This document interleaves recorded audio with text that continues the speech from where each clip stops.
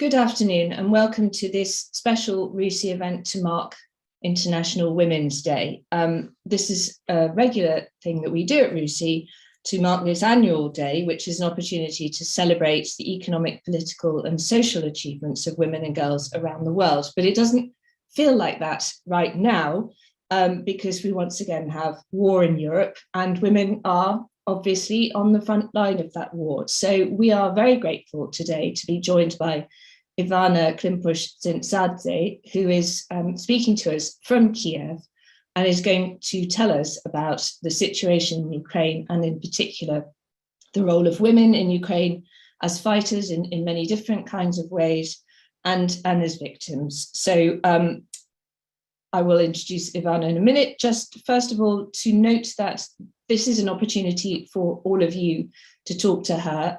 Please put your questions in the Q&A box, and I will put them to Ivana once she's finished speaking to us. This is the entire proceedings that we're having today are on the record, just for clarity.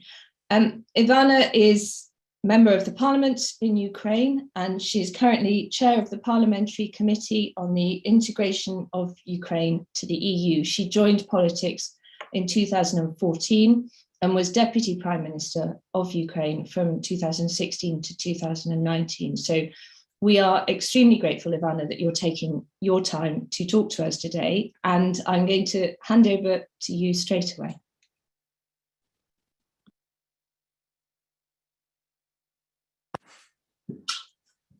Thank you, dear Susan, dear colleagues, dear friends. Thank you, RUSI, for actually changing a bit the accent of your originally scheduled and planned event. I think it's very important that the whole free world is following closely right now what's happening at the forefront of the freedom fight against dictatorial regime of Russian Federation. That I believe can and should be called already a terrorist country. Let me try to speak a little bit about the role of women during this already 12 days of brutal, barbaric war that has been waged by Putin and is being carried out by Russian occupational force against Ukrainian nation, against Ukrainian state and Ukrainian people. You know, I was thinking of while preparing for this meeting that during the First and Second World Wars, we know that women predominantly have been playing the role in the rear and have been playing also the role of medics during the war. And in our Ukrainian cultural paradigm, Ukrainian women have always been seen as guardians, as keepers of hearth. That's probably the way to say it. But they always also were capable when their men, where their husbands went on fighting, to protect to deliver economically and engage economically for their families, and also to protect their homes from looters or other types of attackers as well.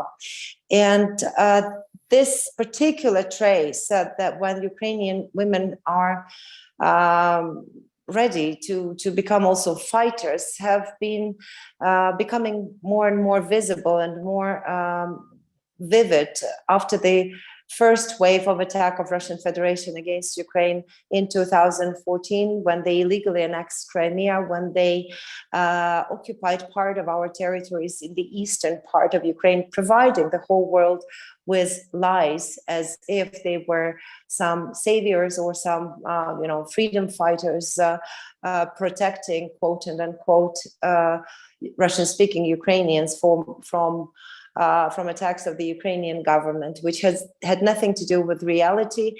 And those of you who have been to Ukraine or who have been watching Ukrainians or have been in touch with any of Ukrainians would probably confirm that. I really hope so.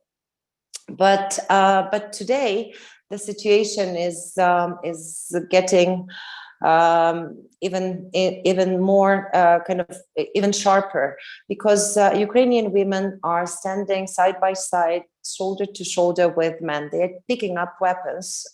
They are lining up to join the armed forces of Ukraine, the territorial defense, and yes, also continuing to volunteer, continuing to provide for humanitarian aid, continuing to organize themselves in order to ensure that whatever support is needed for the armed forces, for the cities and towns under siege, for the territorial defense, that is being, with their help, provided. Not only the government is participating in that. And as a deputy prime minister, I had for the first time in the Ukrainian government, we actually introduced to that position the coordination role for the gender equality policy. And I'm so proud that I've done so much in order to ensure that Ukrainian women do have access to military positions, to military ranks indiscriminately, along with men. But today, I'm, thinking that obviously I would not want to see neither women nor men fighting. I would like the war to leave our land that just 12 days ago looked prosperous, looked peaceful, looked hopeful, and looked as having the future. Today, we are finding ourselves in the middle of that position when we are being eliminated and being erased by Russian Federation from the map of the world as a nation. And here, all women, men, kids, elderly, everybody are becoming a target of the Russian occupiers. The critical number of atrocities that are happening across the country, the death of more than 2,000 civilians at this for this particular moment. More than 40 kids have died already. More than 75 kids got wounded. Some of kids are dying also. The new reporting is coming in that kids are dying from after the houses and buildings are destroyed. They are being found under the debris, and then they are dying from dehydration, so suffering a lot and not being able to get out. We have more than 202 schools. We have 202 schools that have been destroyed over this period of time. We have more than 35 hospitals which were destroyed and damaged. We have more than almost 1,600 residential buildings, including high storage buildings that have been destroyed over this period of time. As we are talking, just before we started 3 minutes ago, I saw the other news that a minibus of Ukrainian teachers that were going to kindergarten to work with kids has been attacked, and 3 of them just died. 2 of them have been wounded. And they were lucky to get closer to the positions of Ukrainian armed forces. So those wounded ones have received some support and help and medical aid, but 3 have lost their lives. So I'm sure that you all read Lord of the Rings and you read Tolkien, and you would understand Ukrainians are calling these occupiers here orcs. And so those orcs are not allowing, those elderly, for example, that are staying in the sieged cities, quite a few of them, but quite a few around Kyiv, in the outskirts of Kyiv, to get out from their houses. They are shooting at people when they are refusing to give occupiers any food, for example, or if they are trying to hop on their cars and trying to escape. They are not giving humanitarian corridors. I think today is the first day that we have had the possibility to evacuate with a tiny bit of ceasefires and people from Sumy, from one of the northern central cities in Ukraine, and from Irpin. And obviously, for all of us, we have a lot of also personal stories. My dear friend, godmother of my daughter, has been successful to get out from Irpin today, but during the last 12 days she could not, and she just wrote to me that she was without electricity, she was without water, without enough food, and we have more than 900 cities and villages, towns and villages of Ukraine that are today without heat, without electricity, without basic food to be delivered to those places. So a lot of elderly women are staying in their homes without possibility to get outside, and sometimes, quite frequently, neither armed forces nor territorial defense are capable of reaching out to them and helping them. Neither volunteers can get to their places. So the humanitarian suffering and disaster is unfortunately growing. But notwithstanding this what's happening in humanitarian area, and notwithstanding all the shellings, bombings, basically pounding on the Ukrainian, that is being put on the Ukrainian cities and towns, Ukrainian nation shows incredible courage, incredible resolve to push back on the aggressor. And I think that is something that was underestimated by our friends and colleagues in the West, but also that was underestimated by Putin and his regime. They were hoping that they will have a blitzkrieg in Ukraine, but their blitzkrieg has turned out to be a blitzfail.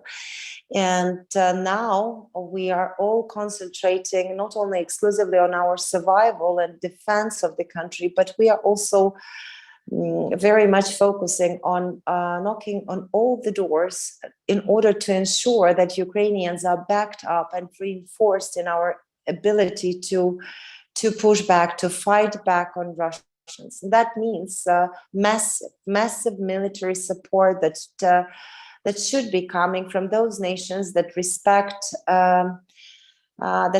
values, that do claim that they share values, that do respect the basic right of people to live. And I understand that our audience here is not probably the major exclusively decision-making audience, but every voice matters. And I would like to ask all of you to call on, to spread the word about Ukrainian capacity to defend the country, about the humanitarian disaster that we are finding ourselves in, about Ukrainian needs for support and aid. And every minute and every hour matters, because every minute and every hour means human lives. Otherwise, if we are not acting today, the death toll will be only growing. And we are not exclusively talking about military targets. Once again, I want to underline this. Russians are targeting, yes, they are targeting airports. Yes, they are targeting our electricity power stations. Yes, they are targeting military bases, but they are also targeting nuclear power stations that might lead to serious ecological catastrophes across the region. It will not be limited. If something of that type happens, it will not be limited to the map of Ukraine. It will just spread all over. And if we do not altogether stop Putin right now in Ukraine, unfortunately, there are all the grounds to believe that this is not his end goal, and the war will spill over further to other nations. And obviously, We do not want that, and we want to protect ourselves, but we are also shielding Europe, and we sincerely believe in this. Also, sanctions. I am calling on all of you to push on your government, to push on other governments that you have access to. Besides the military assistance to Ukraine, besides the humanitarian assistance to our people, also increasing sanction pressure on Russian Federation. I'm glad to hear that Biden is to announce today, I hope it will happen, to announce today that the US is ready to introduce ban on Russian oil imports. I am in touch with quite a few of the EU officials preparing the discussion for EU summit to take the decision on also gradual limitation of the imports of oil and gas from Russian Federation. So your government can do a lot in that as well. Continue sanctions on the US, on the Russian oligarchs, Russian policymakers, members of the Russian Duma, Russian National Security and Defense Council, and their families and children. I am sure that a lot of financial assets that still find their refuge, so to say, in Britain, they can be frozen. Their kids and their wives and their loved ones have to be kicked out from the Western societies, not to enjoy the life that they don't deserve. They have to understand it's personal, and then maybe those who have access to Putin will make sure that they are pressing on him further. It's good that some banks of the Russian Federation have been cut off SWIFT, but it's only 15% of the Russian banking system.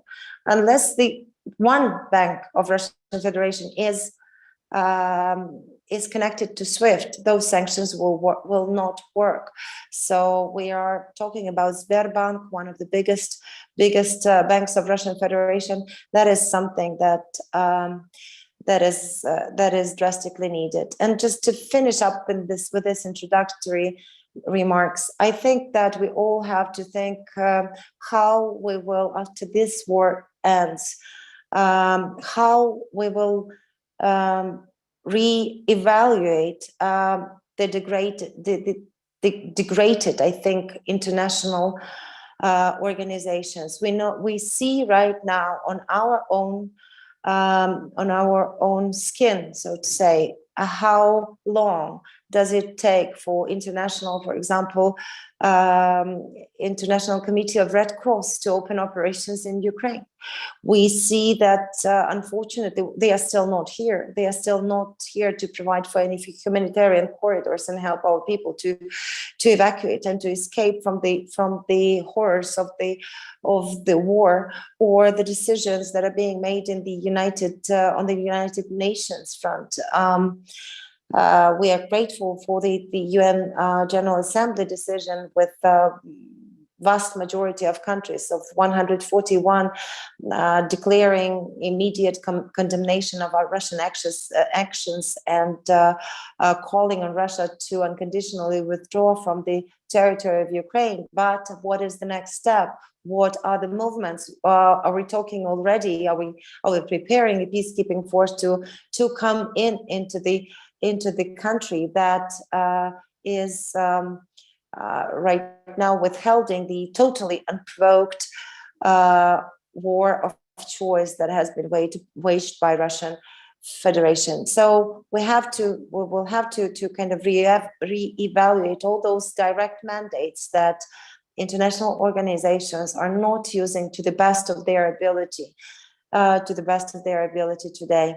And as far as I understand, Churchill once said that we have to do not what is possible, but what is necessary. But I believe that we have to do even more than what is necessary, because we are, as a Western community, as a community of free nations, we are several steps behind those actions that Russian Federation is undertaking at this particular moment against Ukrainian nation. Thank you, Ivana. That was very eloquent, as we'd hoped, as we expected, and you've made some critical points, which is why you're here, because you're communicating that. And I wanted to start by asking you a question about you spoke about women actively being involved in the fighting, and we've seen now quite a lot of clips showing Ukrainian women either properly in military uniform or else making Molotov cocktails and building sort of resilient home defense units.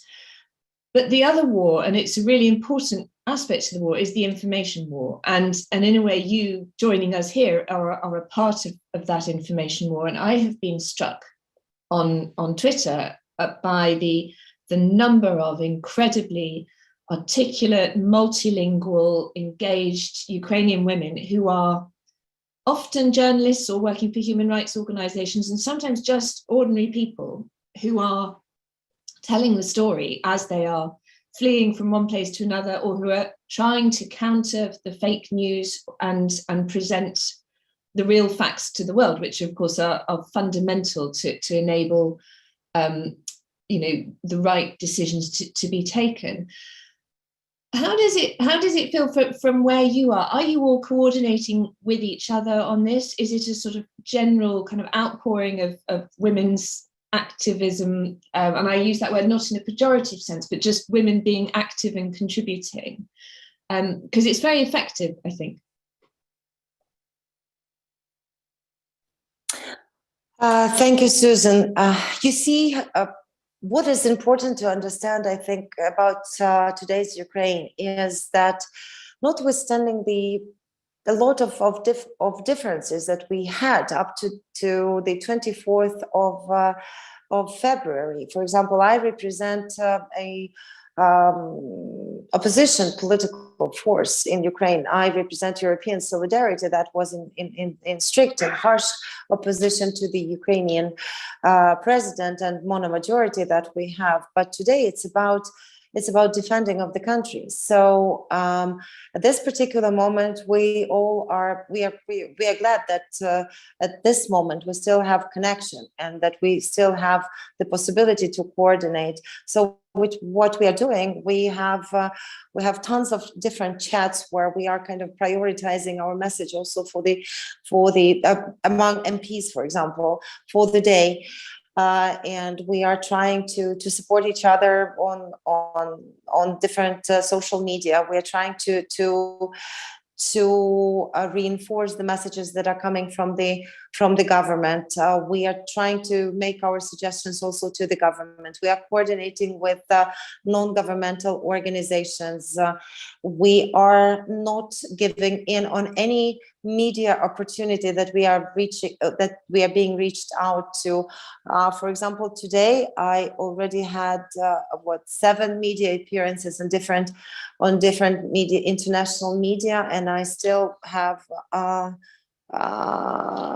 to go after we finish this. But that's just only a tiny part of the work that we are doing. And if we cannot, for example, fill in for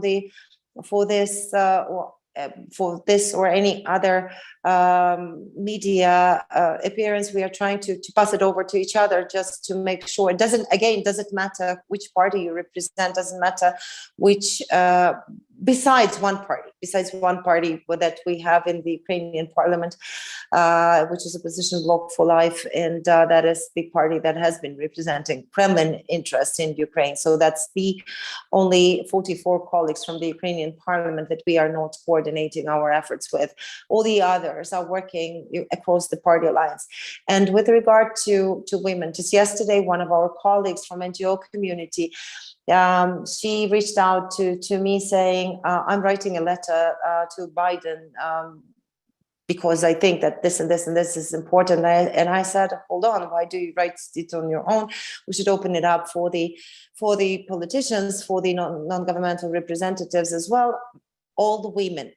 And so we signed, I don't know how many signatures right now are under that letter, but we were signing up like a member of the parliament, chair of the committee, for example, mother of two daughters. And so we were using whatever, if we have, if we have kids, some people were writing godmother of this and this kids and so on. So we are trying all possible ways to reach out to our colleagues and partners. And actually, you are very much right that information war is ongoing, because what Russia is, and I'm agreeing to a lot of interviews with Indian media, with Arabic media, where the discourse is a bit different from what we are seeing in the Western media. Sometimes I had this case on Indian media when they brought on the air someone working for Sputnik, for Russian propagandist channel, and I just refused to speak, and I just said, I'm not going to speak to you anymore, because I'm not talking to those on whose hands the same blood of Ukrainians is as it is on the Russian soldiers. That's another thing that all the Russian media has to be blocked. This propagandist channels have to be blocked across the world. Now I think we are also building on our capacity, NGO capacity and Ukrainian state capacity to fight Russian fakes, which we've been building over the years after the start of the war in 2014. And because we have a lot of non-governmental initiatives that have been working in that area. So they are very, very helpful right now, even for us, because there's not enough 24 hours during the day to follow all the lies that are pouring in, to follow through all the fake news that are coming from the Russian Federation about Ukraine. They're calling us fascists, and at the same time they are behaving exactly like neo-Nazis. That prophecy that the new anti-Nazis will become new neo-Nazis actually is coming true with the Russian Federation. So yes, we are all united. We are all coordinated. It's a big tactic. We have to admit, it's a bit still. There is a lot of duplication also of each other's works and each other's efforts, but I think it's much better than just to wait till everything will be looking ideal. We wouldn't be able to reach out to the world if we were waiting for that.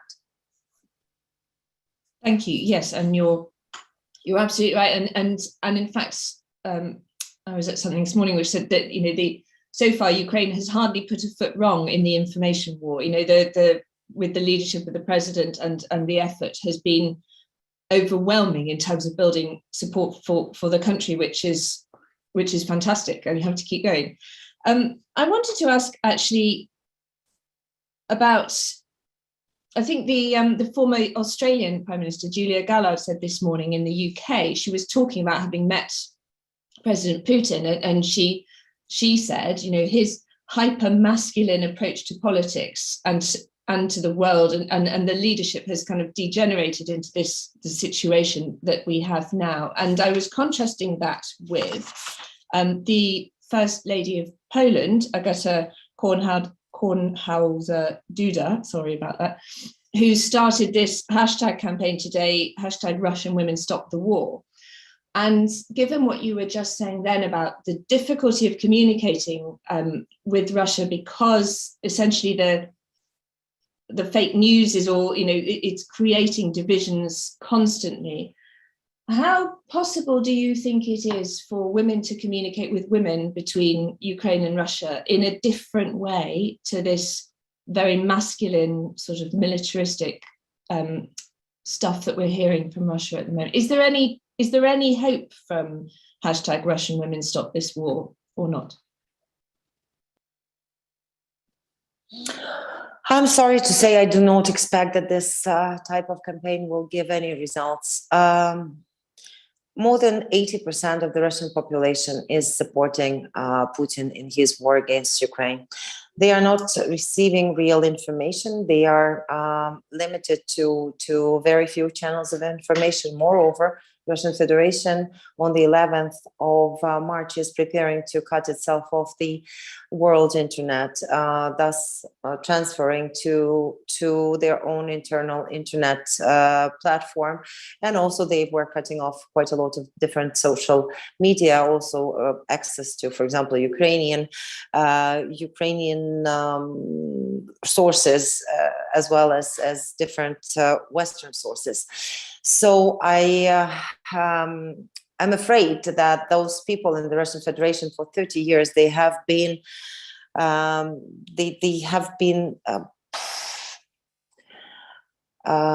poisoned by this propaganda machine. And I was still born during the Soviet Union times, and I do remember when I was little kid, maybe in the second or third grade in elementary school, we were writing letters to Reagan, asking him not to bombard us. And we were taught at that particular moment that that Soviet Union has to do everything possible and impossible in order to be well prepared militarily to withhold the attack from the West. And you living in the West, you would probably know that the West did not have any plans to attack us. But that's, and we were supposed to give up on basic needs just for the sake of the country being strong in military terms. And that's exactly what Russian Federation has been continuing doing for their people. They are not caring about human life. They do not care about their citizens, about well-being of their citizens. More than 12,000 Russians have already died in this war against Ukraine on Ukrainian soil, and they are not even picking up their corpse. They just leave them behind.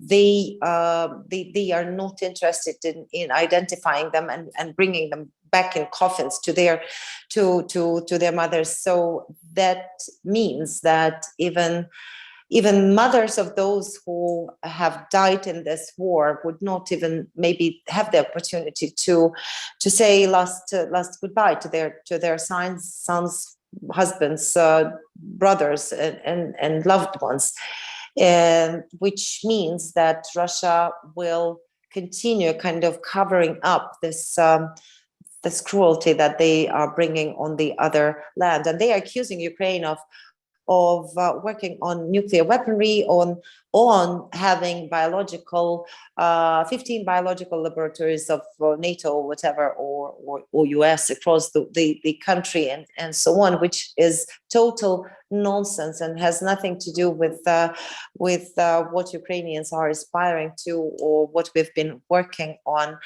as a state that, I want to remind here as well, in 1994 has given up the third largest nuclear arsenal for the memorandum that provided us with just assurances of our territorial integrity, freedom, and sovereignty. And unfortunately, those assurances, in the light of consultation, in the form of consultations, did not protect us, neither in 2014, neither in 2022. That means again that Ukrainians are very skeptical about any assurances and guarantees that they are supposed to be given by anybody. And I think a lot of mistakes have been, and critical mistakes and miscalculations have been made, both here in Ukraine internally, but also with regard to what Russia is, especially during the last 3 years, but also in the West by continuing policies of appeasement of Putin and so-called not provoking Putin, so-called diplomacy, and so on. Now we wouldn't have been here where we are if we were much more sober earlier. Yes, and we missed quite a lot of warnings on the way, I think. So opportunity to act we didn't take.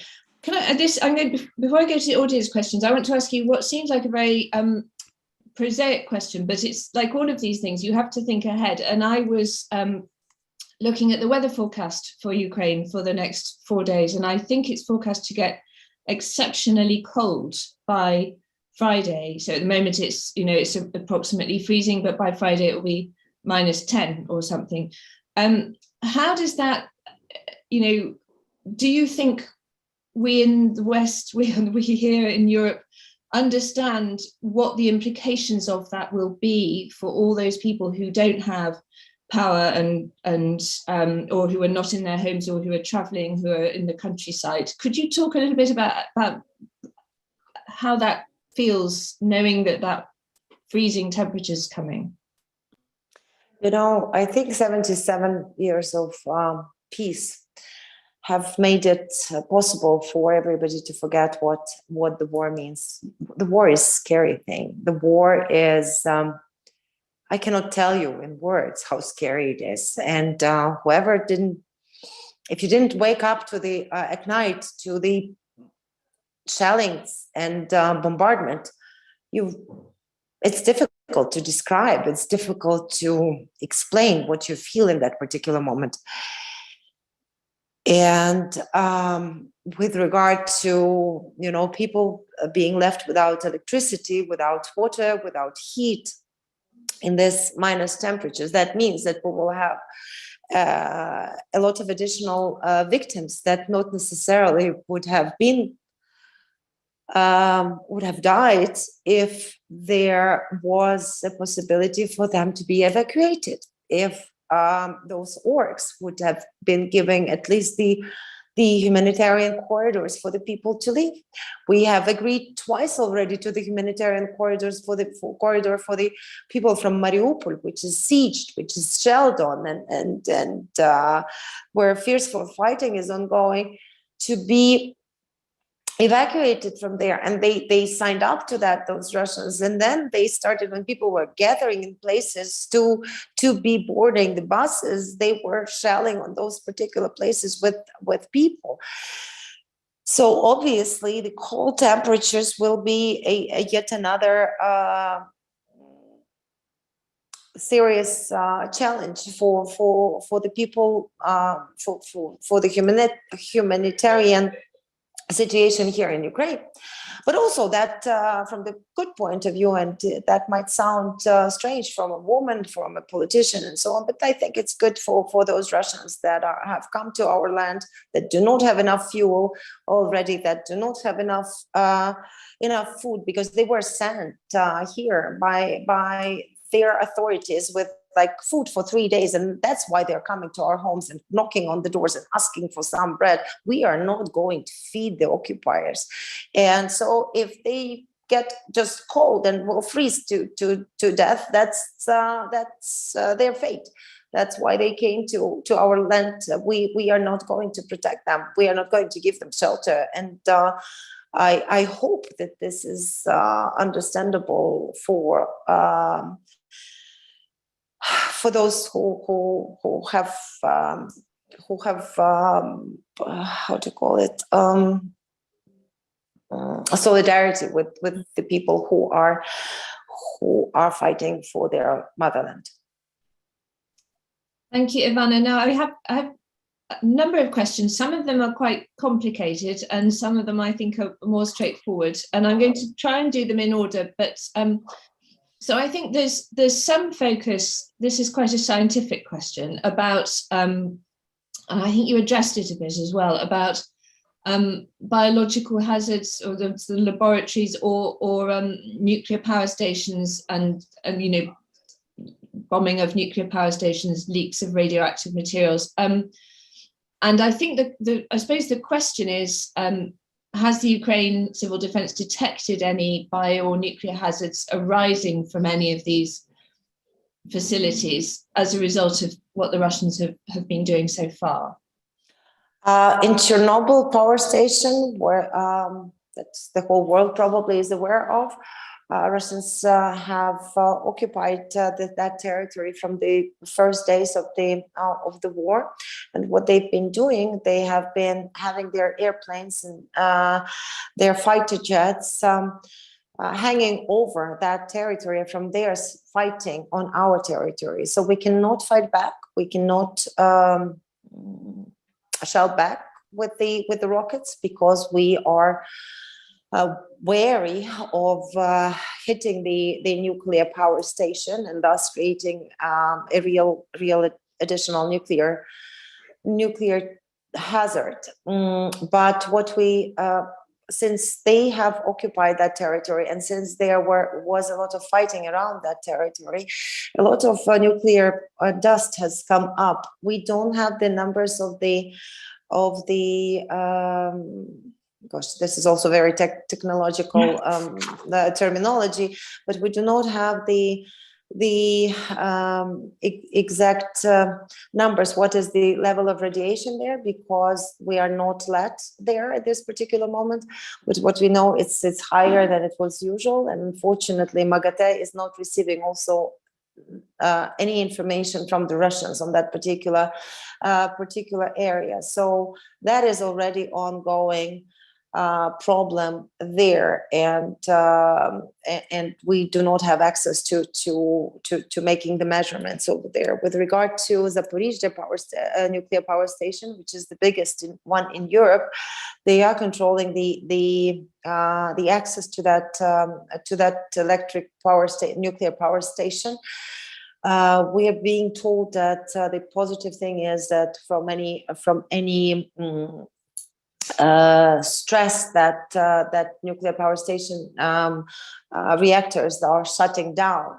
So it's a positive thing, but at the same time, if they're shutting down, then we might end up with a serious shortage of electricity and energy. So that has the other side for us as well. So that's as much as I can tell about this biological and nuclear hazards. I don't know about biological ones at this particular moment. I think, thank you though, and it's just a reminder of how complicated it is when you turn a country into a war zone. There's hazards everywhere, and everything has consequences. Now, then there's a question. This is a question about the interconnected nature of Ukrainian and Russian, families. And what is the impact of this war on families where one is Ukrainian and one is Russian, and how does that? I think this is from Danny Kenyon. I think he's asking how this impacts on women in these marriages, ethnic Russian or Ukrainian marriages, and the children. Are they feeling in a difficult position now in Ukraine? Quite a few of children who have been speaking Russian till the 24th of February have taken their decision over the last 12 days to just switch to Ukrainian and stop speaking Russian here in Ukraine, inside Ukraine. And I have a lot of friends whose either, for example, a woman whose husband is Russian, ethnic Russian. My other friend is her mother and her father are ethnic Russians, but she was born already in Ukraine, and so on. So there are plenty of those. They are all. You see what happened back in 2014 when Putin first attacked Ukraine.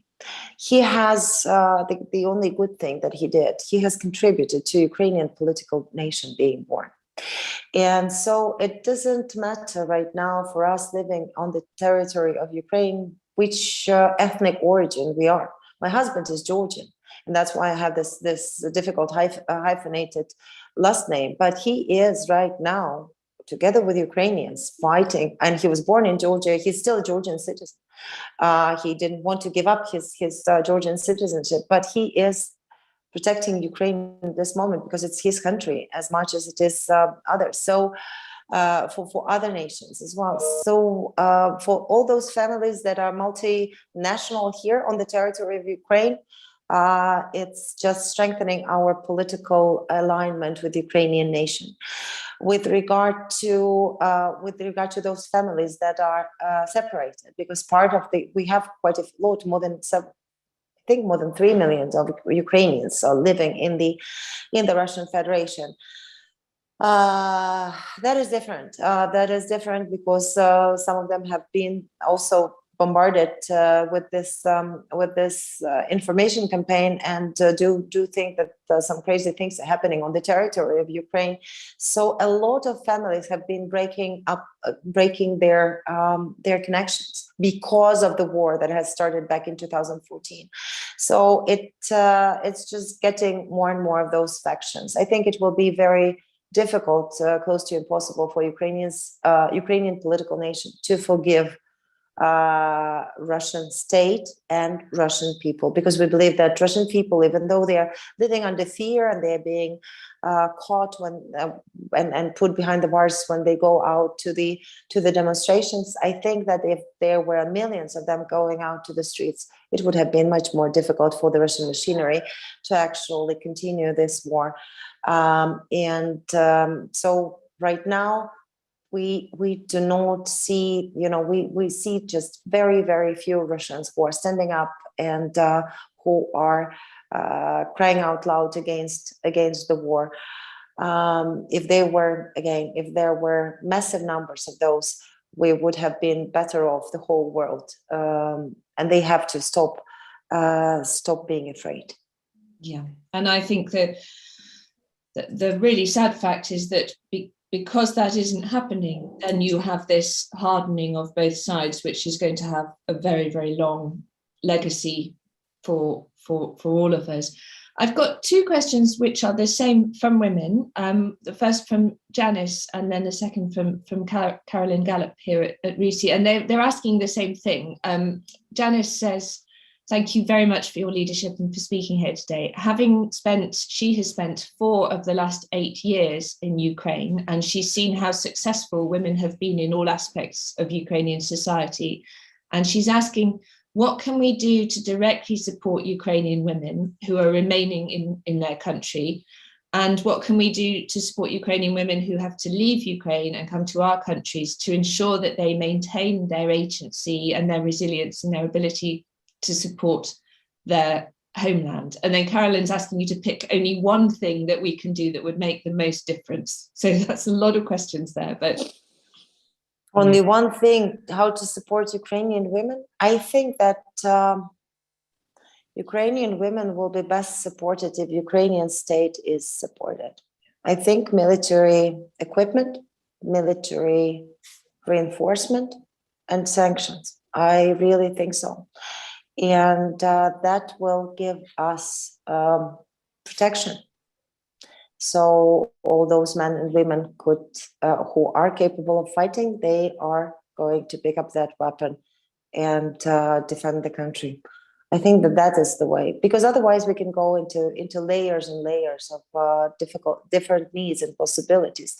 Maybe I'll just try to go through those, and we'll follow up with a 3, 4, 5 ideas after we end this conversation, and you can disseminate it to your audience, and maybe some people can also join, kind of volunteer effort to help Ukrainian women. But I think we all are praying today, during in the day of International Women's Day, when it's about the rights of women. We would like to come back to discussing working rights of women. We would like to come back to discuss electoral rights, representative rights, and so on. But at this particular moment, we are more focused on the right to live for all Ukrainians, including men, women, elderly, and kids. So talking about that, we've seen reports, and this question is from Thomas Harding, who said the Ukrainian foreign minister said on Friday that a number of serious sexual assaults have been carried out by Russian troops. I assume that is the case. Do you have any more information about that? That's something that I had in my notes preparing for the introductory remarks, and I'm sorry that I overlooked those in my initial speech. I do not have the details. There are some cases that we are receiving information, for example, from the occupied Kherson, where such cases of sexual or physical violence against women have taken place. It's an occupied city in this particular moment. But in order to verify those, in order to get them on the record, and in order to be able to further, take to justice and prosecute those who are responsible for those crimes, we would have to get a better connection with our people in the occupied cities. So that's another actually line of work that is being carried by also some MPs and some non-governmental organizations, with the help of some of our international colleagues, recording of the war crimes and crimes against humanity, including this type of crimes that will be, I believe, important in order to bring Putin and his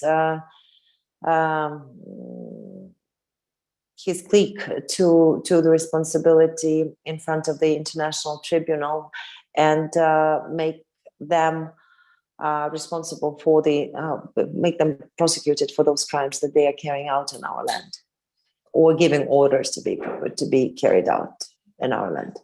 And it's disappointing because so much, as you said, on so many other issues, so much effort has been put in by the international community into highlighting this issue. This is always a problem in a war, and somehow it hasn't translated into any different circumstances this time. I had a question actually here from, again, it's Mark Stella-Savitsky and Dr. Ellen Flowers about Belarus, and would you be able to comment on the role of Mr. Lukashenko and the Belarusian people's attitude to the war?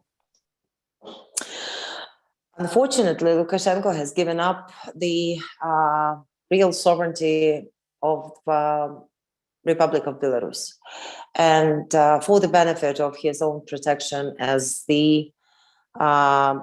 some puppet of Putin over there. And he has brought in that other neighbor of ours, brought into the war against Ukraine, because Belarusian territory is being used as a territory from where the rockets are launched against Ukrainian cities, from where the airplanes are taking off to bombard Ukrainian cities, from where the Belarusian forces are also marching along with the Russian forces on our territory. So all of us do have some Belarusian front. They are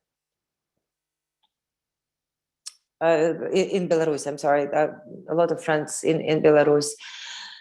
And they are obviously not supporting the actions of self-proclaimed president of that country, Mr. Lukashenko. Ukraine has not also recognized him as a legitimate president, and that was actually done through the pressure coming from the parliament of Ukraine. Our president at that point didn't want to take that step. So it was the parliamentarians, and specifically the opposition, who were calling of not recognizing Lukashenko as a legitimate president after those fake elections that they have held several years ago. But unfortunately, Belarusian people are not going out to the streets. They can take it to the streets. They are much more capable of taking it to the streets of Belarus, as in comparison to Russians. What I'm hearing also, that military personnel of Belarus is not that eager to fight the war with Ukrainians. And so they are trying to kind of hold as much of troops as they can, saying that they have a threat from the west on their Polish border. So they are saying that they are reallocating their forces to Polish border just to protect Belarus, which is good for us, because that means that they are scared, which means that really the mood across the military in Belarus is not is not yet deteriorated fully to support this madness of Russian Federation. And I'm being shown by one of my colleagues who just came in, the decision of the UN. I think that's again talks to this impotence and degradation of the international organizations. UN has given the order to all their representatives that the war between Russia and Ukraine should not be called the war, that they are not allowed to be using the words war or invasion, and they are calling it I don't know what they are calling it conflict. I think that that's again one more argument to take it to the highest level to reassess the role of the international organizations and the way they are addressing the most critical issues in the world's security, especially the UN. Ivana, thank you so much for your time. Thank you. That is the end of our hour, almost. We're almost up. I mean, it's so difficult because everybody here feels that there's nothing we can really do to help, but we want to show. Sorry. No, you can do a lot. No, you can do a lot. You can tell the truth. You can press your governments. You can change public opinion. You can support helping Ukrainian people to survive, because we are great culture. We have a lot to offer to the world. We've been deprived of our history. We've been deprived of our culture during Soviet times, during Russian Empire times. We have been struggling to revive ourselves during the last 30 years of regained independence. And now we are just asking for the chance to survive in order to